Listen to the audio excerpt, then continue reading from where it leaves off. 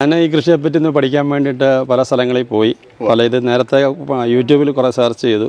YouTube നോക്കി കൃഷി ചെയ്തല്ല, അബദ്ധവശാൽ ഞാൻ യൂട്യൂബ് നോക്കി കൃഷി ചെയ്യാൻ തുടങ്ങുകയും അതിനുശേഷം എനിക്ക് മനസ്സിലായി യൂട്യൂബിൽ കാണുന്നൊന്നും പകുതി പോലും സത്യമല്ലെന്നുള്ള മനസ്സിലായി. അതായത് കൃഷി തുടങ്ങി കഴിഞ്ഞപ്പോഴാണ് മനസ്സിലായത് യൂട്യൂബിൽ പറഞ്ഞ കാര്യങ്ങളൊന്നും എല്ലാമൊന്നും സത്യമല്ലെന്ന് മനസ്സിലായത്. കൃഷിക്ക് വന്ന അപാകതകളൊന്നും ആരും പറയാറില്ല.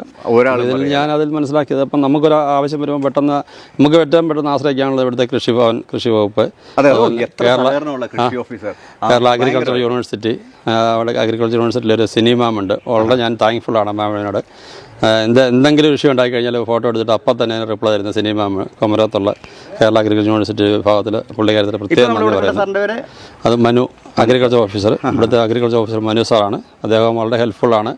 സീഡായിട്ടാണ് നമ്മൾ കുഴിച്ചിടുന്നെങ്കിൽ അത് വിത്ത് കിളിർക്കാൻ വേണ്ടി ദിവസം 10 ദിവസം സമയമെടുക്കും. അപ്പം എന്നെ സംബന്ധിച്ച് ഞാൻ ചെയ്തത് തൈ വാങ്ങിക്കുകയാണ് ചെയ്തത്. തൈ ആകുമ്പം കംപ്ലീറ്റ് വളർന്ന ചെടിയാണ് കിട്ടുന്നത്. സീഡിനകത്തൊരു 50% 60% അതിനകത്ത് വ്യത്യാസം വരും. അപ്പോൾ അതുകൊണ്ട് ഞാൻ ഇപ്പോഴും ₹1 കൂടുതലാണെങ്കിൽ പോലും ഞാൻ തൈ മേടിക്കാമെന്ന് വെച്ചു. തൈ പാകി 3000 തൈയാണ് ഞാൻ ഈ 1 ഏക്കർ സ്ഥലത്ത് വെച്ചത്. 1 ഏക്കറിൽ 3000. എത്ര നമ്മൾ 45 സെൻറ്റിമീറ്റർ ആയിരുന്നില്ല. ഞാൻ ചെയ്തിരിക്കുന്നത് ഓപ്പൺ പ്രിസിഷൻ ഫാമിംഗ് എന്നുള്ള ഒരു കൃഷി രീതിയാണ് ചെയ്തിരിക്കുന്നത്. ഫാമിംഗ് വരുമ്പം ചെടിക്ക് വേണ്ട വളവും വെള്ളവും എല്ലാം തന്നെ ചെടിയുടെ ചുവട്ടി കൊടുക്കുക. അപ്പോൾ അതാണ് ഓപ്പൺ പ്രിസിഷൻ ഫാമിംഗ്. അതിന് വേണ്ടിയിട്ടാണ് നമ്മൾ ഈ പൈപ്പിങ്ങും കാര്യങ്ങളും. അതിനുവേണ്ടി ഞാൻ ആദ്യം തന്നെ ബെഡ് വെട്ടി, ബെഡ് ഇപ്പം നോർമൽ ചെയ്ത് ഇപ്പം മാൻ പവർ ഉപയോഗിച്ച് ചെയ്യുകയാണെങ്കിൽ ഈ വർക്കുകൾ ചെയ്യാൻ വേണ്ടിയിട്ട് മാസങ്ങളെടുക്കും 1 ഏക്കർ സ്ഥലത്ത്. ആ സ്ഥാനത്ത് ഞാൻ ഇതിന് പ്രത്യേകമായിട്ടുള്ള ട്രാക്ടർ കൊണ്ടുവന്ന്, അത് ചേർത്തലയിലാണ് ട്രാക്ടർ ഉള്ളത്, അവിടെ നിന്ന് ട്രാക്ടർ വരുത്തി ഏകദേശം 3 മണിക്കൂർ കൊണ്ട് 1 ഏക്കർ സ്ഥലത്ത് കംപ്ലീറ്റ് ബെഡ് വെട്ടി തീർത്ത്.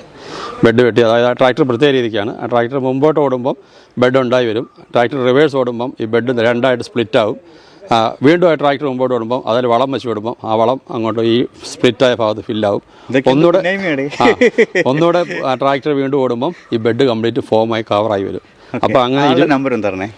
തൈ വെക്കുന്നതിന് മുമ്പ് വേറെ കുറച്ച് കാര്യങ്ങൾ ചെയ്യേണ്ട. അതായത് നമ്മൾ ആദ്യം തന്നെ നമ്മൾ ഇതിനകത്ത് ഇൻലൈൻ ഡ്രിപ്പ് ഇറിഗേഷന് നമ്മൾ പൈപ്പ് ഇട്ടു. ആ ഇൻലൈൻ ഡ്രിപ്പ് ഇറിഗേഷനകത്ത് ഓരോ ഈ പൈപ്പിൽ 45 സെൻറ്റിമീറ്ററിലുള്ള ഹോളുണ്ട്. അപ്പോൾ അത് നമ്മൾ ബാക്കി ഇറിഗേഷൻ പൈപ്പുമായിട്ട് 1.5 ഇഞ്ച് പൈപ്പുമായിട്ട് കണക്ട് ചെയ്തിട്ട് അതുവഴി വെള്ളം വിട്ട് നോക്കി. ഈ പൈപ്പ് ആദ്യം ചെക്ക് ചെയ്തു, എല്ലാ ഹോൾസ് വഴി വെള്ളം വരുന്നുണ്ടോ എന്ന് ചെക്ക് ചെയ്തതിന് ശേഷം 2 ദിവസം ആ പൈപ്പ് ഓപ്പൺ ചെയ്തിട്ട് ഫുൾ വെള്ളം നനച്ചു. ഈ ബെഡ് നനച്ചതിന് ശേഷമാണ് പിന്നെ അതിന് മുകളിൽ മൾച്ചിങ് ഷീറ്റ് ഇട്ടു. മൾച്ചിങ് ഷീറ്റ് എന്ന് പറഞ്ഞാൽ മൾച്ചിങ് ഷീറ്റ് കഴിഞ്ഞാൽ പിന്നെ ആ ഭാഗത്ത് കളയുണ്ടാകത്തില്ല, ഈ മണ്ണ് കട്ടയാകത്തില്ല, സൂര്യപ്രകാശം നേരെ ഭൂമിയിലിട്ടടിച്ച് ചെടി വാടിപ്പോകത്തില്ല. അങ്ങനെയൊക്കെ ഒത്തിരി ഗുണങ്ങളുണ്ട് മൾച്ചിങ് ഷീറ്റ് ഇട്ട് ചെയ്യുന്നത്. അപ്പോൾ മൾച്ചിങ് ഷീറ്റ് ഇട്ട് ഇൻലൈൻ ഡ്രിപ്പ് ഇറിഗേഷൻ ചെയ്താണ് നമ്മൾ ഇത് ചെയ്ത്. അതിന് ശേഷം 15 ദിവസത്തോളം വെള്ളം നനച്ചിട്ടതിന് ശേഷമാണ് പിന്നെ നമ്മൾ ഈ മൾച്ചിങ് ഷീറ്റിൽ ഹോളുണ്ടാക്കി.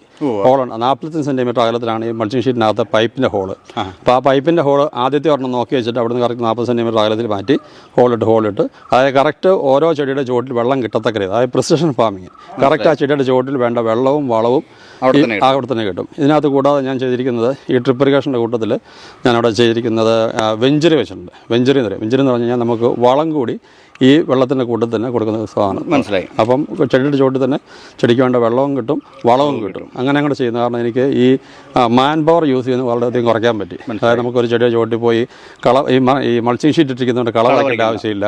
അതുപോലെ തന്നെ ചെടിയുടെ ചുവട്ടിൽ വെള്ളം ഒഴിക്കേണ്ട ആവശ്യമില്ല. ഓരോ ദിവസവും രാവിലെയും വൈകിട്ടും വെള്ളം ഒഴിക്കേണ്ട ആവശ്യമില്ല. പിന്നെ ഈ മരുന്നടിക്കേണ്ട ആവശ്യമില്ല. ഇതെല്ലാം തന്നെ ഈ ഡ്രിപ്പ് പൈപ്പിനകത്തോട് കാര്യം സാധിക്കുന്നത്. അത് കാരണം എനിക്ക് ഒത്തിരി മാൻ പവർ എനിക്ക് സേവ് ചെയ്യാൻ പറ്റി. അങ്ങനെ കാര്യമുണ്ട്.